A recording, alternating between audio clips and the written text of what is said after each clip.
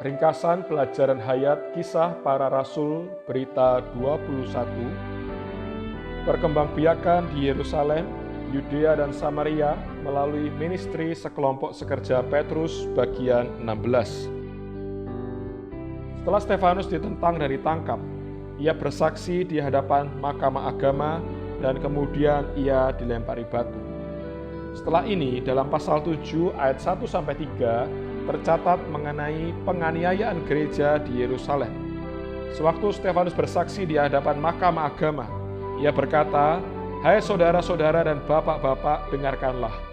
Allah yang Maha Mulia telah menampakkan dirinya kepada bapak leluhur kita Abraham ketika ia masih di Mesopotamia sebelum ia menetap di Haran, dan berfirman kepadanya, 'Keluarlah dari negerimu dan dari sanak saudaramu, dan pergilah ke negeri yang akan kutunjukkan kepadamu.' Allah Maha Mulia yang sedemikianlah yang telah menampakkan diri kepada Abraham dan memanggilnya. Kemuliaannya adalah daya tarik yang sangat besar bagi Abraham, yang memisahkan dia dari dunia kepada Allah. Juga adalah dorongan dan tenaga yang sangat besar, yang memungkinkan dia mengikuti Allah. Allah yang mulia memanggil Abraham, dan Abraham ditarik dan ditangkap oleh kemuliaan itu. Prinsipnya sama dengan kita pada hari ini. Kita semua telah ditangkap oleh Tuhan dengan kemuliaannya yang tidak kelihatan.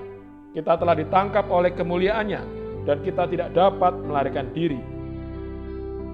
Kisah Para Rasul pasal 7 ayat 5-6 melanjutkan, dan di situ Allah tidak memberikan milik pusaka kepadanya, bahkan setapak tanah pun tidak.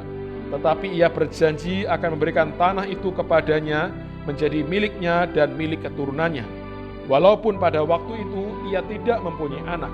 Beginilah firman Allah, bahwa keturunannya akan menjadi pendatang di negeri asing, dan mereka akan diperbudak dan dianiaya 400 tahun lamanya.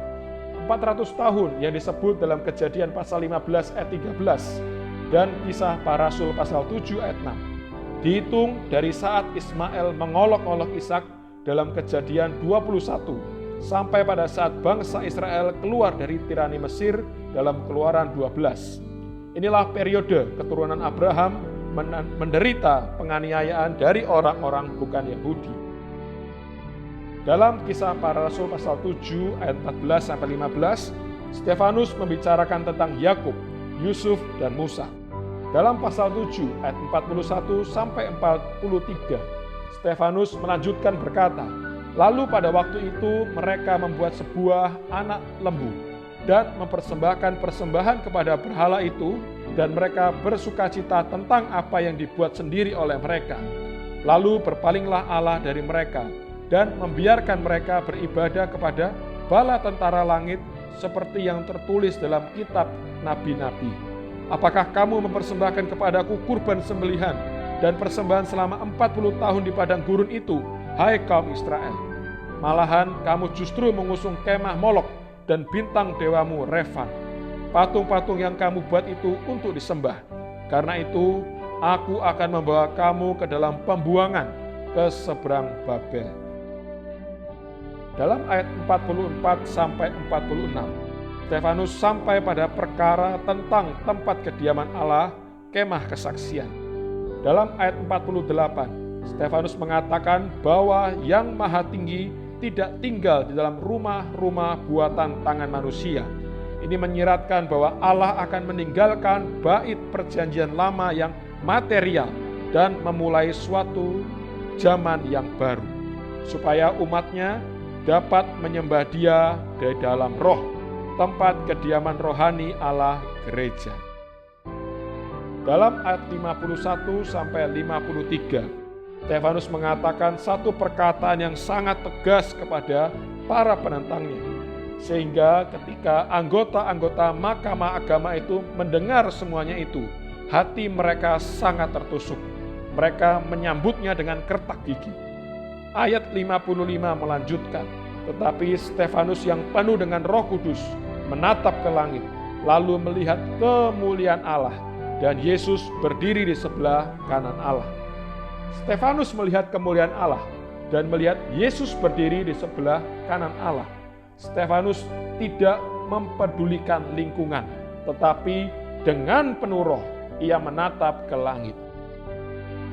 Dalam ayat 59-60, kita nampak sewaktu Stefanus dilempari dengan batu, dia berseru kepada nama Tuhan dengan suara nyaring, dan doa Stefanus bagi para penganiayanya sama seperti doa Tuhan berdoa bagi para penganiayanya. Bagian yang pertama dari Kisah Para Rasul pasal 8 ayat 1 mengatakan, Saulus juga setuju dengan pembunuhan atas Stefanus. Saulus, orang muda itu, menyetujui penganiayaan dan pembunuhan atas Stefanus karena ia menganggap dirinya sendiri cukup lumayan. Dalam Kisah Rasul pasal 8 ayat 1b mengatakan, pada waktu itu mulailah penganiayaan yang hebat terhadap jemaat di Yerusalem. Mereka semua, kecuali rasul-rasul, tersebar ke seluruh daerah Yudea dan Samaria. Inilah gereja lokal dalam lokalitasnya, seperti yang dinyatakan Tuhan dalam Matius pasal 18 ayat 17. Kisah Para Rasul pasal 8 ayat 1 dengan jelas mengatakan bahwa semua orang beriman tersebar ke daerah Yudea dan Samaria kecuali rasul-rasul. Injil Tuhan itu penuh kuasa dan menang di Yerusalem.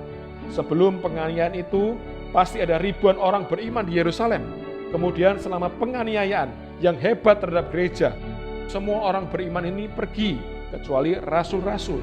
Tetapi karena Injil sangat kuat, segera setelah penyebaran orang-orang kudus itu, ada sejumlah besar orang yang bangkit untuk percaya kepada Tuhan Yesus. Kelihatannya semakin banyak orang beriman pergi, semakin banyak orang yang datang untuk percaya kepada Kristus. Tampaknya demikianlah satu-satunya cara untuk memahami perkara dalam pasal 8 ayat 3 ini dalam terang kitab Kisah Para Rasul secara keseluruhan.